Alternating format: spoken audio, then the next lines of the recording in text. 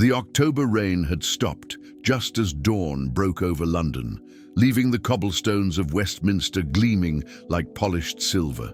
Emma Richardson stood before the full-length mirror in the Victorian suite of the Goring Hotel, her fingertips trembling as they traced the delicate lace of her mother's veil, the only piece she had left of the woman who died 17 years ago. "You look just like her," Thomas Richardson whispered from the doorway, his voice thick with emotion. The retired tube driver's weathered face crumpled slightly as he watched his daughter, this radiant woman who'd grown from the little girl he'd raised alone in their modest Bethnal Green flat. His calloused hands, marked by decades of honest work, clutched a small velvet box.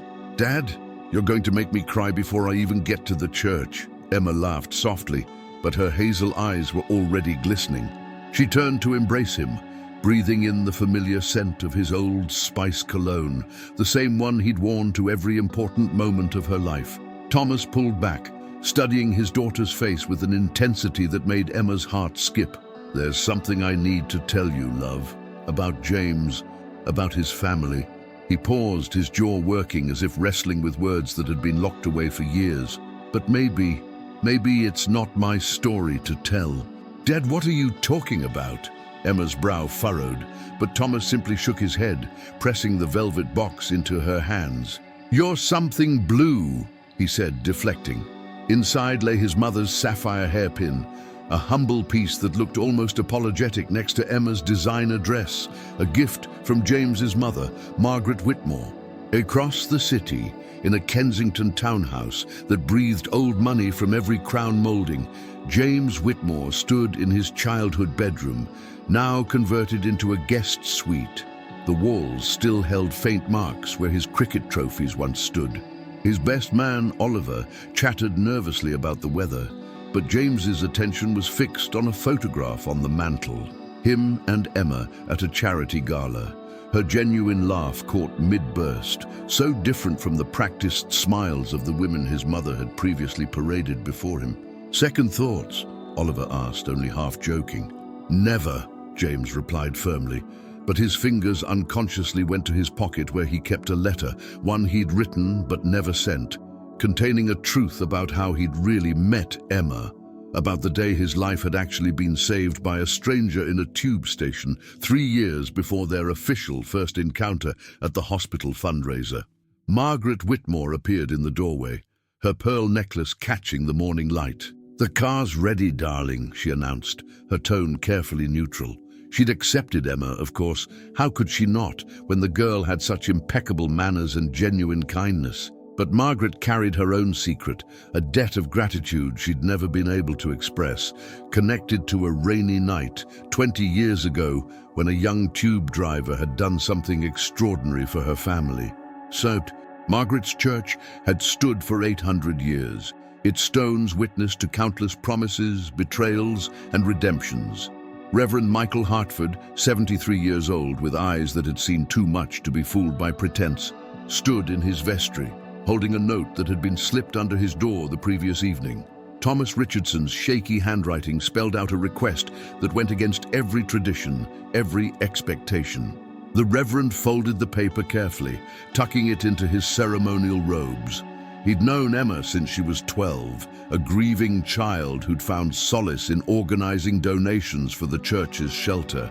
He'd watched her grow, watched her heal, watched her build walls of cheerfulness to hide her deepest fear that everyone she loved would eventually leave. And he'd known Thomas even longer, from nights when the man would quietly deliver leftover food from his lunch to the homeless who sheltered in the church doorway, never seeking recognition, never asking for thanks.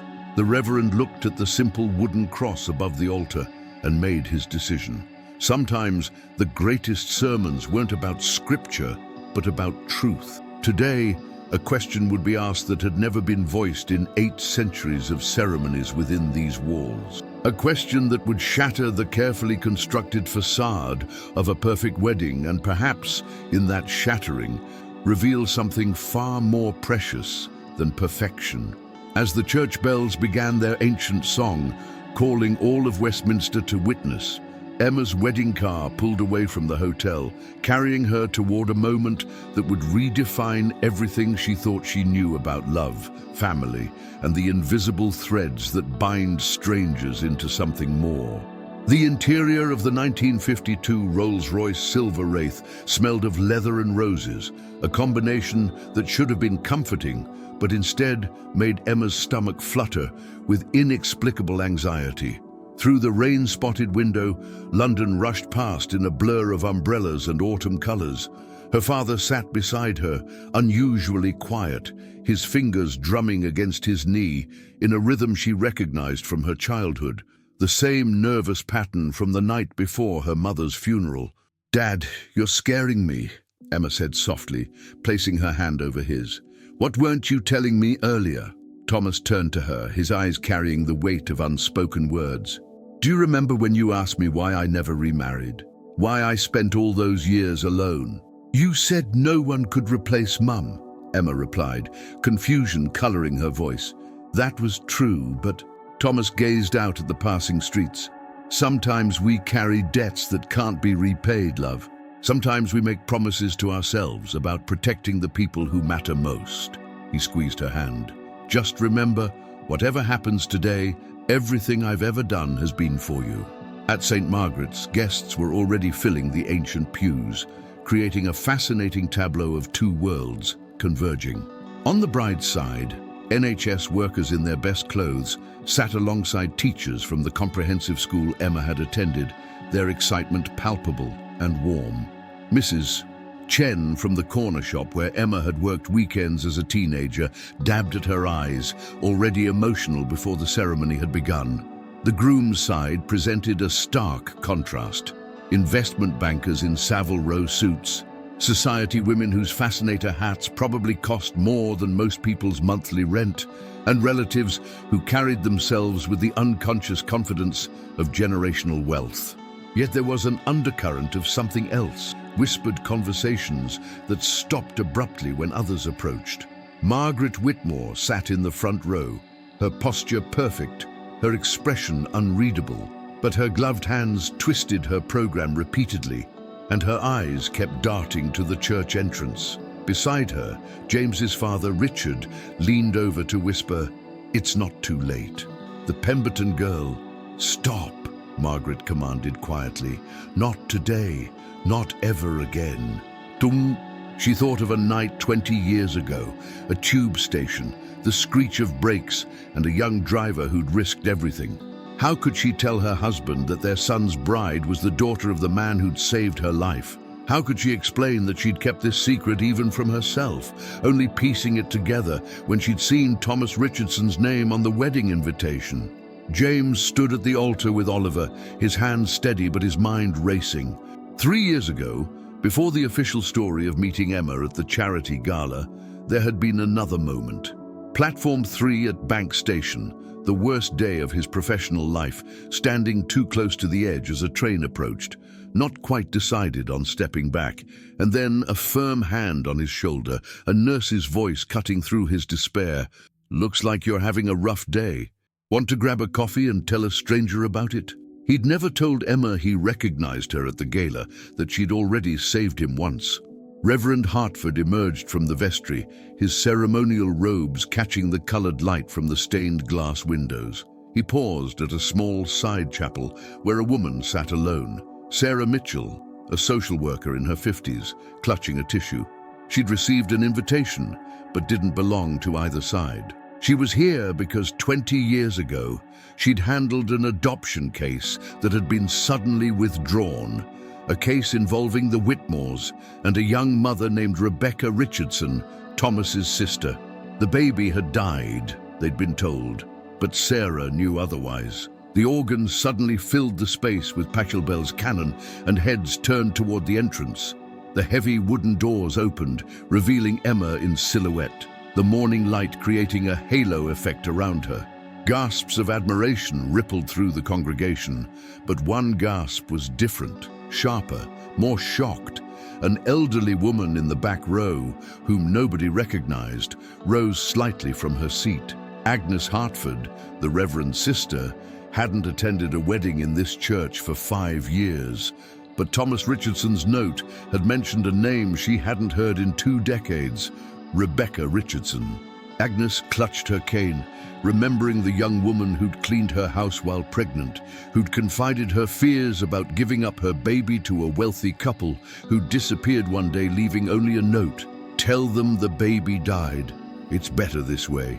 As Emma began her walk down the aisle, her eyes found James, and her smile was radiant, genuine, full of a love that transcended social divisions. But with each step, she passed faces that held secrets. Mrs. Patterson from the hospital, who knew about James's admission 3 years ago, but had never connected it to Emma's sudden sick day.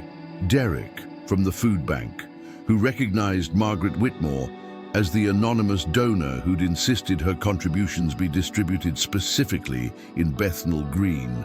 And Thomas's old colleague Martin, who remembered the night Thomas had come to work shaking, saying he'd nearly lost everything important but had gained something else.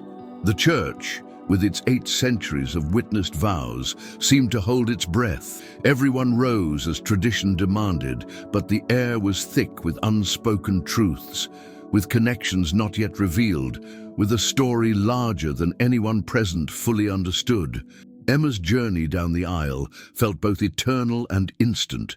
Each face she passed seemed to blur into a watercolor of emotions, joy, anticipation, and something else she couldn't quite identify. Her bouquet of white roses and forget-me-nots trembled slightly in her hands. The blue flowers, a last-minute addition that had made her father's eyes mist when he saw them.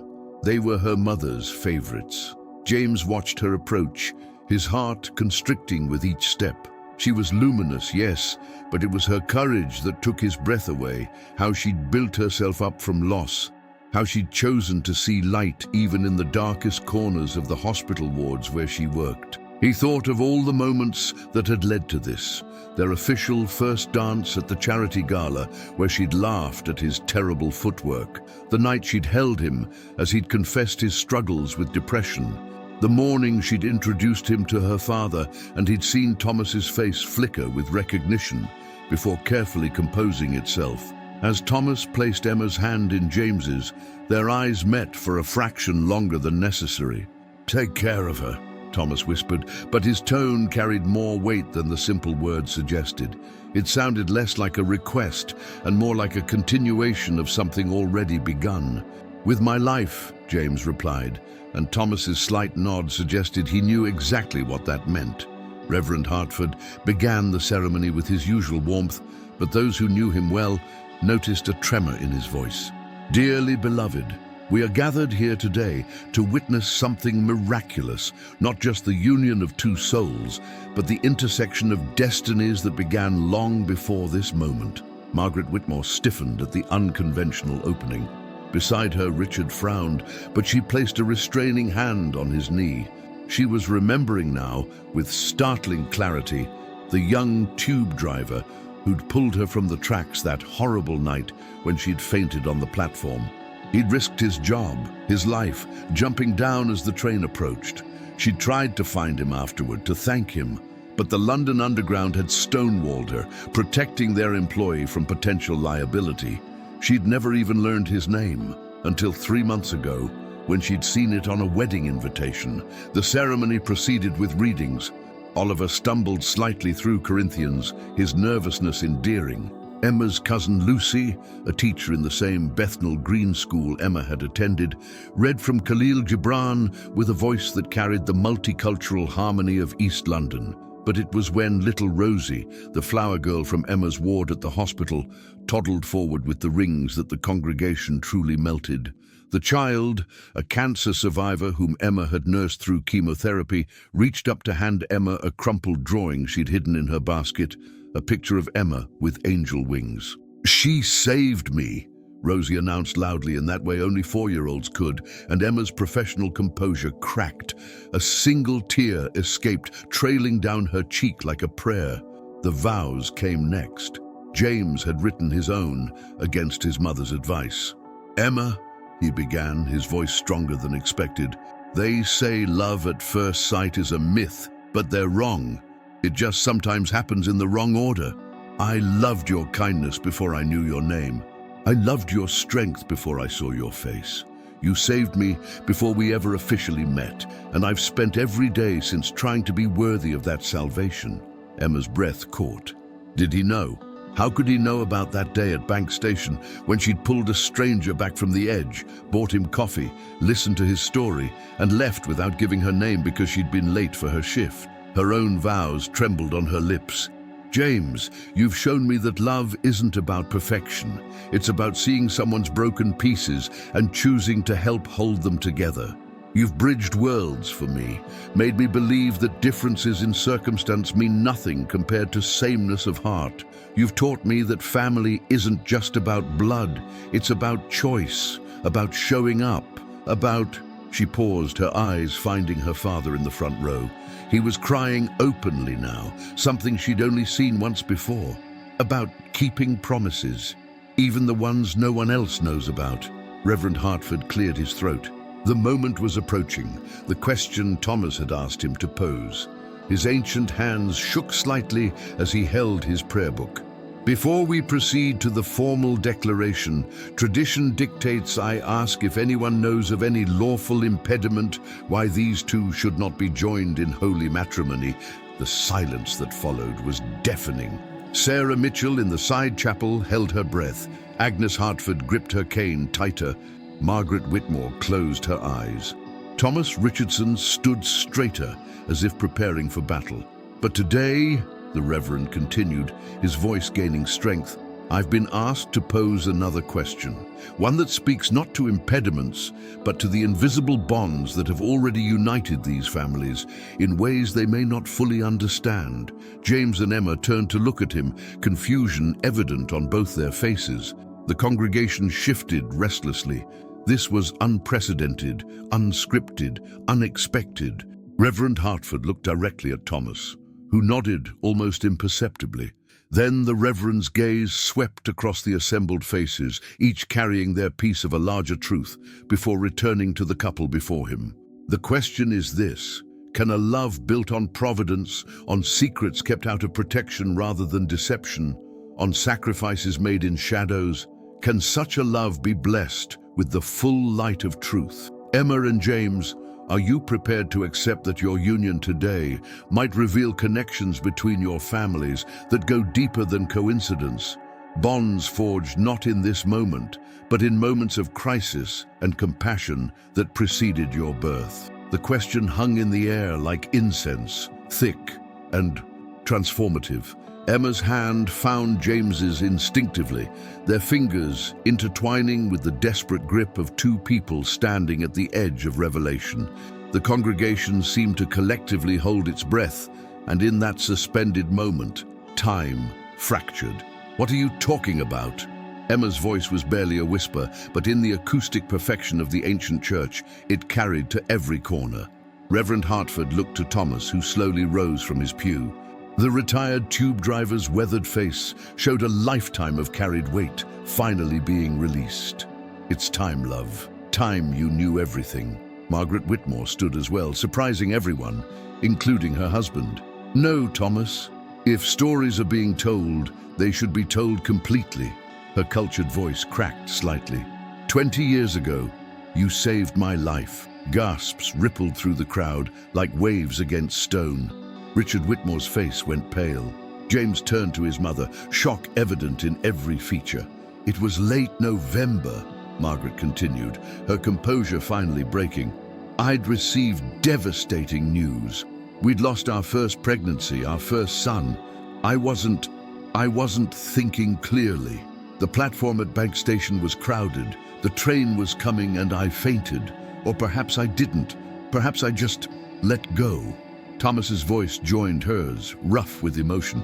"I was driving that train, saw her fall onto the tracks, had 3 seconds to make a choice, follow protocol, and hit the emergency brake, which wouldn't have stopped in time, or jump down myself and pull her clear.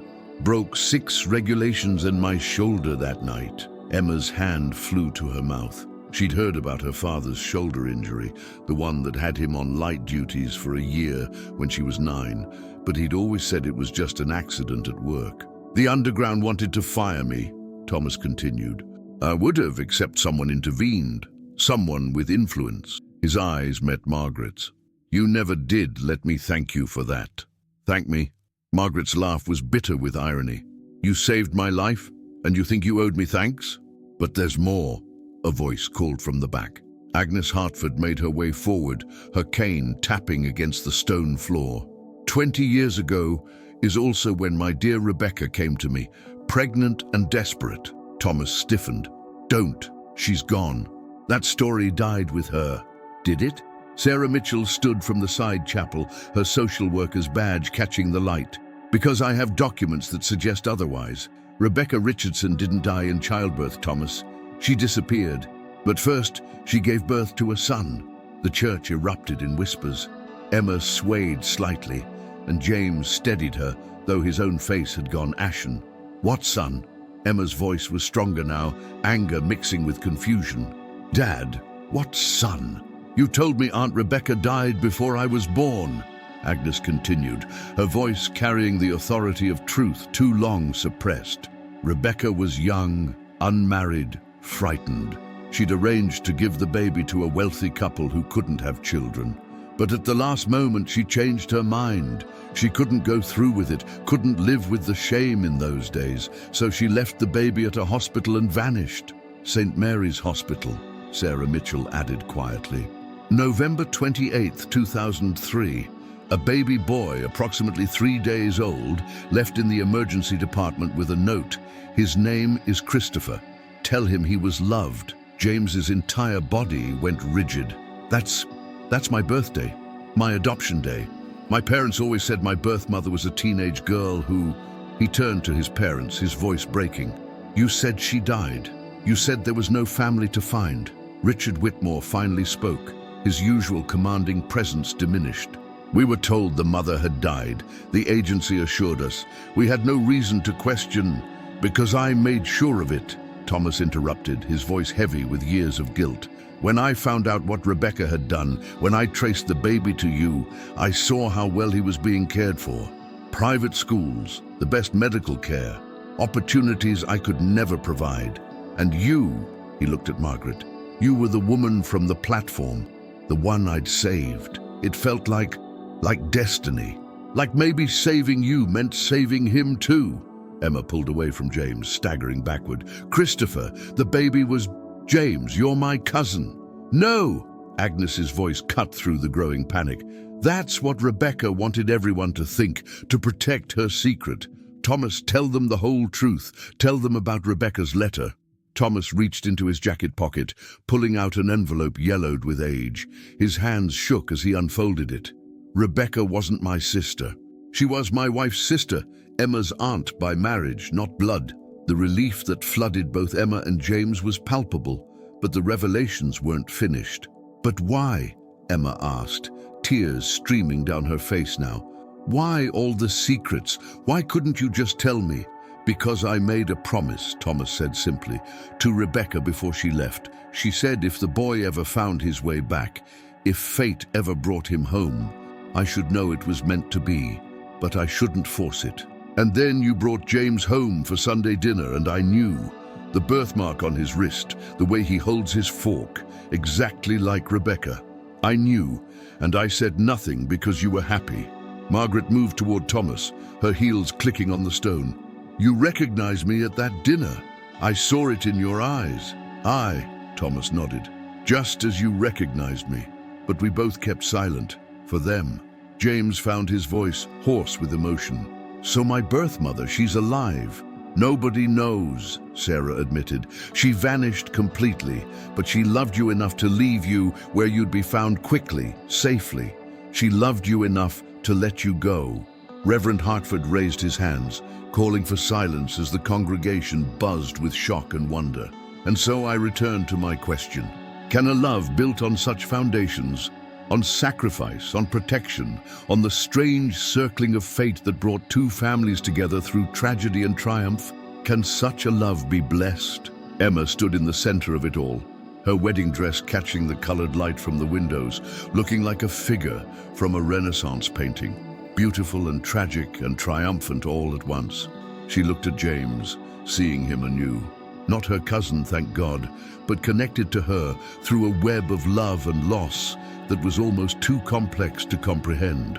Emma's bouquet slipped from her trembling fingers, white roses and forget-me-nots scattering across the ancient stone floor like fallen stars. The sight of those flowers, her mother's favorites, Rebecca's favorites too, she realized now, broke something open inside her. A sob escaped, raw and primal, echoing off the vaulted ceiling. 20 years, she whispered, then louder. 20 years of lies. Her voice cracked with betrayal. Every Sunday dinner, every family photo, every story about our family, all of it built on secrets. James moved toward her, but she backed away. Did you know? Any of it? No, James said firmly, then hesitated. But I knew we'd met before the gala, that day at Bank Station, when you pulled me back from... He stopped, unable to finish. The man with the expensive suit and the lost look. That was you, Emma's eyes widened with recognition. The one who was standing too close to the edge. Margaret Whitmore's hand flew to her chest. James, no. Tell me you weren't... I was lost, James admitted. And then this stranger grabbed my shoulder, bought me coffee, listened to me for 2 hours. She told me that sometimes the bravest thing we can do is just exist until tomorrow. She saved my life and disappeared before I could even get her name. Emma sank to the floor in a cloud of white silk and lace, her shoulders shaking with sobs. My whole life is a lie. I don't even know who I am anymore. Mrs. Chen from the corner shop made her way forward. I tell you who you are. You are girl who spent every Saturday teaching my granddaughter mathematics for free. You are nurse who hold my husband's hand while he dying. This is who you are. Actions, not secrets. One by one, people began standing. Colleagues, patients, neighbors, each offering a piece of the truth about who Emma Richardson really was. Little Rosie toddled over and wrapped her small arms around Emma's neck. Don't cry, Emma. You're still my angel.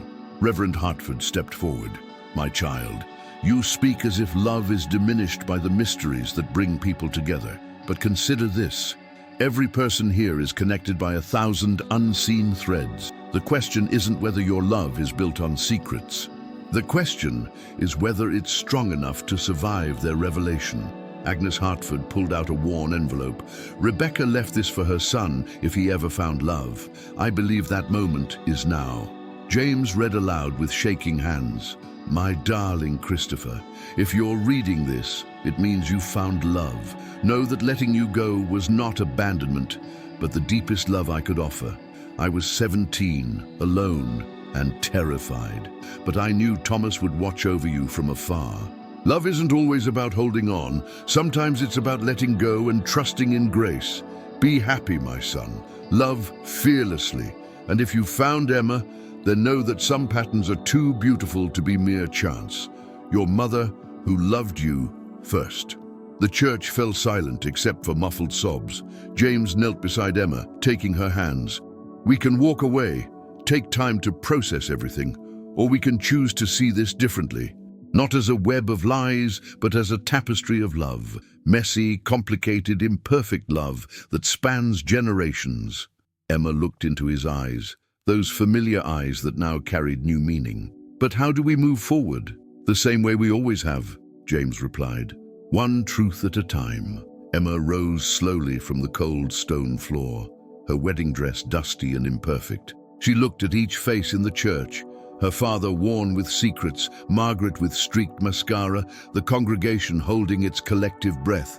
Everyone out, she said suddenly, her voice stronger than expected. Everyone except James, our parents, and Reverend Hartford. Please. When the great doors finally closed, the church felt impossibly vast. The remaining 7 people stood in a circle of truth, facades finally stripped away. I need to understand the why, Emma said. Dad, start from the beginning.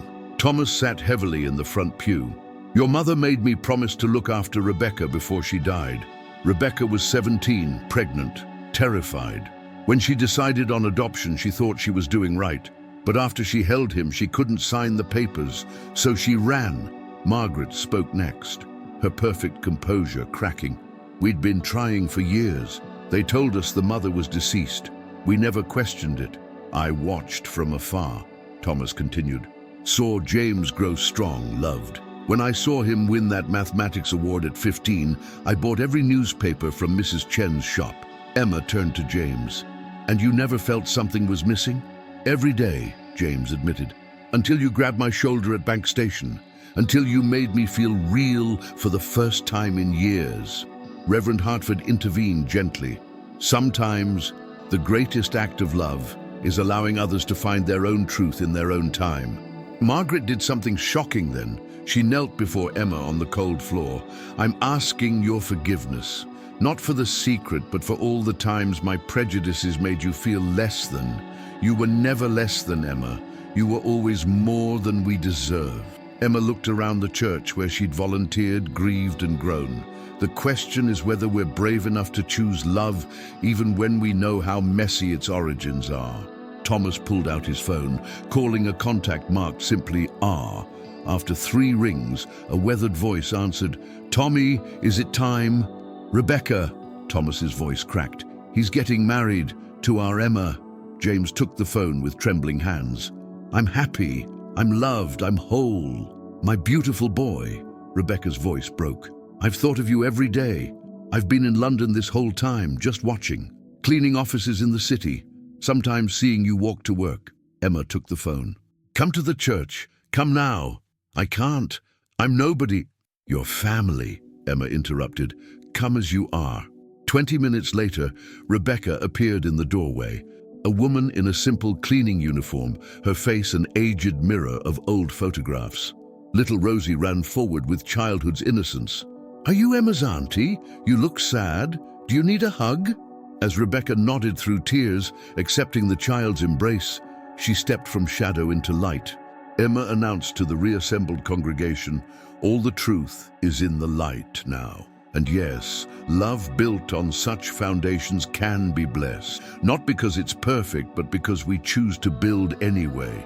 Reverend Hartford raised his hands over the couple, his ancient voice carrying new strength. "James Whitmore, will you take Emma Richardson, knowing all that has been revealed, all that has been sacrificed?"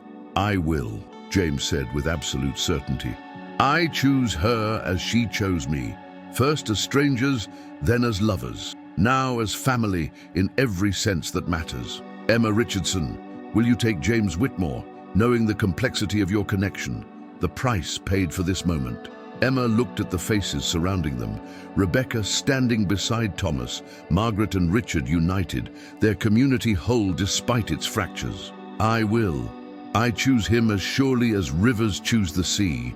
Then I pronounce you husband and wife, bound not just by law, but by a tapestry of connections that remind us no one stands alone." As James kissed Emma, the church erupted in applause like rain after drought. Rose petals fell from the gallery. Oliver's secret surprise, Rebecca's sobs of release, reunion and redemption could be heard even over the celebration. At the reception, truths flowed like wine. Thomas danced with Rebecca for the first time in 20 years. Margaret taught Mrs. Chen to waltz. Richard held sleeping Rosie for an hour, afraid to wake her. The last dance belonged to Emma and James alone, swaying to their own heartbeats. "Do you think Rebecca will stay?" Emma asked. "Even if she doesn't, she's given us the truth," James replied. "That love isn't clean or simple," Emma said. "It's messy and complicated and built on choices of people we'll never fully know. And yet it's the most beautiful thing we have." Indeed, as dawn broke over London, painting the Thames gold, they stood at their hotel window still in wedding clothes. Somewhere, Rebecca was beginning her first day of being known. Thomas was sleeping peacefully for the first time in 20 years. Margaret and Richard were learning to see their son as a gift they'd been trusted to raise. In St. Margaret's Church, Reverend Hartford knelt in the empty sanctuary, giving thanks for the reminder that the greatest sermons aren't about scripture, but about the triumphant nature of human love. On the altar lay a single forget-me-not from Emma's bouquet, a small blue promise that some things, once revealed, can never be forgotten. and that in the remembering, we find our way to grace. The photograph captured at the church door would become legendary. Dusty dress, scattered bouquet, tear-streaked faces, radiant smiles, a perfect image of imperfect love. Emma's phone buzzed with a message from an unknown number. Be happy, unsigned, but she knew. Rebecca was learning to be present, beginning with the smallest steps. Years later, when asked about their wedding, Emma would say, "We were married twice that day, once by tradition and once by truth." The second ceremony was the one that mattered.